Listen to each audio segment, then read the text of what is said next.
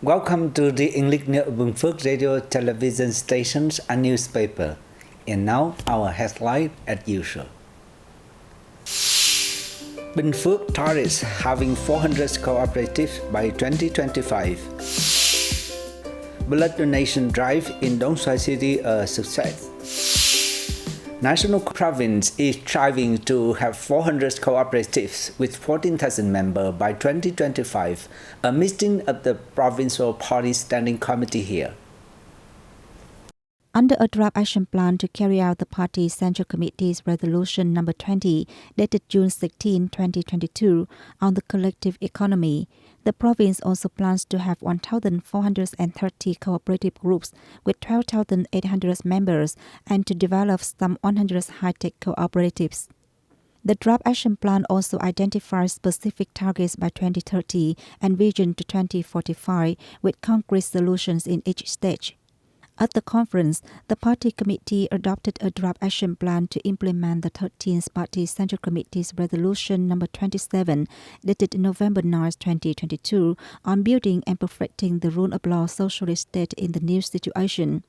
The draft plan offered an insight into the province situation, sketched out targets and measures, and clarified the responsibilities of localities and relevant bodies. A blood donation festival was held recently in Dong Xoài City. Let's take a look.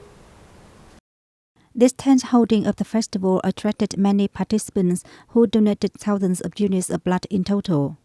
The festival aims to raise public awareness about the significance of blood donations.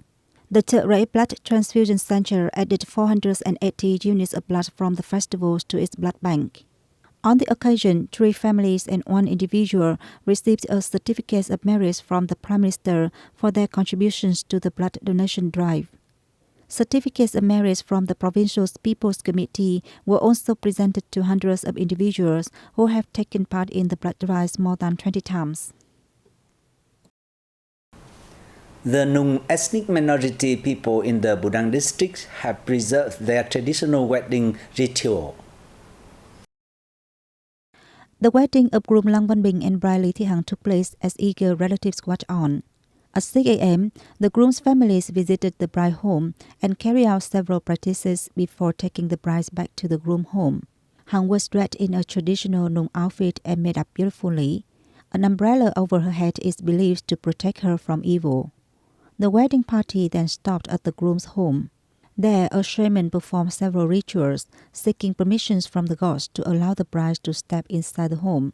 Using a foot to hit a spatula and stepping over a cloth are among the rituals the bride conducted before she and her groom prayed in front of the ancestors' altar. After that, the shaman took Binh and Hằng to their room and advised them to do their best to build a happy life.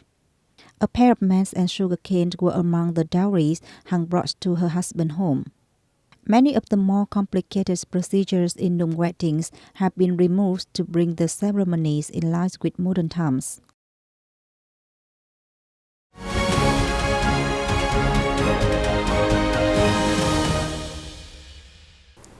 Ladies and gentlemen, Party General Secretary Binh Phuoc received a delegation from the Central Committee of the Lao People Revolutionary Party on February the 17th. The Lao delegation was led by Thông Manomik, Secretary of the Central Committee and Chairman of the Central Committee's Office of the Lao People's Revolutionary Party. Thông Manomik briefed Chóng about the outcomes of the talks held earlier on the same day between the 2 Central Committee's officers. He spoke highly of socio-economic achievements Vietnam has gained over the recent time under the leadership of the Communist Party of Vietnam and General Secretary Chóng. Appreciating the Lao delegation's visit, Chóng held the traditional cooperation relations between the 2 parties' Central Committee's officers. According to the Vietnamese leader, the relations have contributed to strengthening the ties between the 2 countries.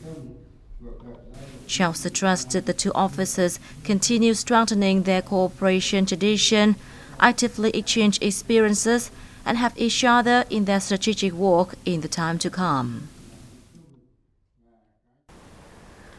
Prime Minister Phạm Minh Chính chaired a national online conference in Hanoi on February the 17th that sought ways to remove obstacles to the domestic real estate markets and give it a push to grow safely, healthily, and sustainably. The real estate market faced a supply crunch last year, especially housing for low-income earners. At present, real estate businesses are encountering a range of difficulties, especially in credit access, bond issuance, and capital mobilization. According to the State Bank of Vietnam, as of the end of last year, outstanding credit related to real estate was nearly $34 billion. In his opening remarks, Prime Minister Truyền urged participants to give objective assessments on the situation, analyze reasons behind its problems, and propose targets, tasks and solutions to promote the market in line with guidelines, policies and laws. According to the Prime Minister, following the conference, the government will issue a resolution on the real estate market. The resolution is expected to serve as a ground to spur the market's development, in the spirit of harmonized interests and shared risks between the state, people and businesses. Ordinary passports with electronic chip will be issued for Vietnamese citizens from March the 1st, 2023, according to the Ministry of Public Security Immigration Department. A passport with an e-chip attaches requirements in international integration. Apart from the holder's written information, such as name, date of birth and nationality, the passport also helps to accelerate customs procedures. Moreover, those with the passport will be prioritized by foreign agencies in visa granting. Ordinary passports with and without e-chips will be used simultaneously. Vietnamese citizens above 14 years of age are free to choose either passport on their application forms.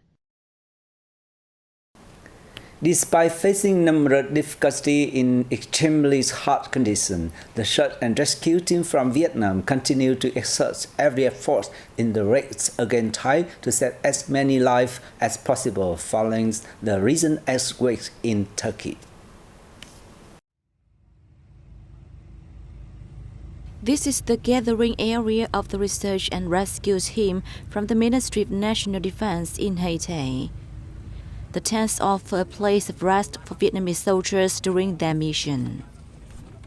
At the start of every day, soldiers finish their breakfast quickly and prepare supporting equipment and medicines, then rush to wherever they are needed.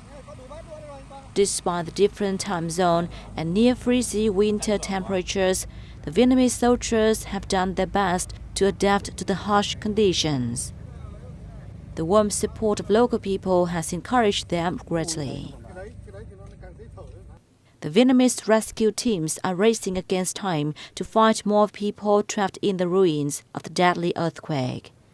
Search and rescue forces of the Vietnamese People's Army have helped Turkey identify 11 locations with earthquake victims, including 2 possible survivors.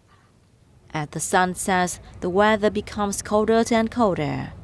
The Vietnamese soldiers return to their gathering area after a long day.